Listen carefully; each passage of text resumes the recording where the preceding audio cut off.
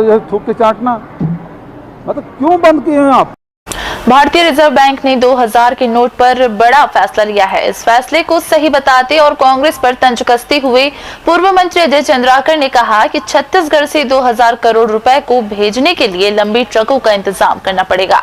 वहीं सुशील आनंद शुक्ला ने कहा कि पहले नोटबंदी के फायदे के और कारण मोदी सरकार बताने में असफल रही, अब 2000 के नोट बंद कर देश की अर्थव्यवस्था को बिगाड़ने में लगी है।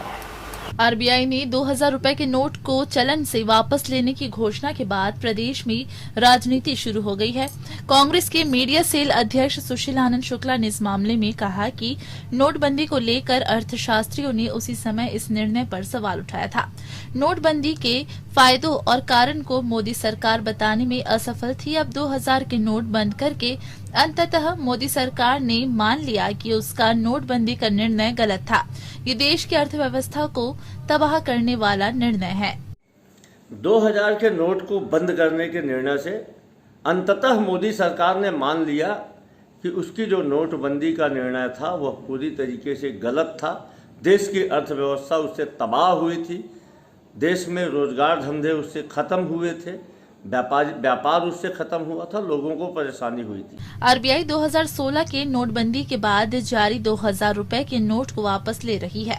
इसके लिए सबके पास 30 सितंबर 2023 तक 2000 के नोटों को बैंक में जमा कराने का समय है। लेकिन 2000 के नोट बंद होने पर छत्तीसगढ़ में राजनीति गर्म हो गई है।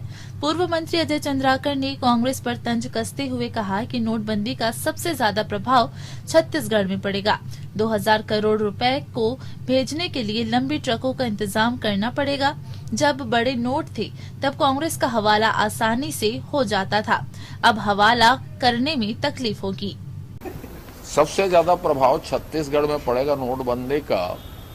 2000 करोड़ रुपए को जैसे भेजना है कहीं, तब उनको वाटरप्रूफ जो बड़े बड़े ट्रंक आते हैं ना, लंबे ट्रक आते हैं, उसका इंतजाम करना पड़ेगा, एम्बुलेंस लिखना पड़ेगा।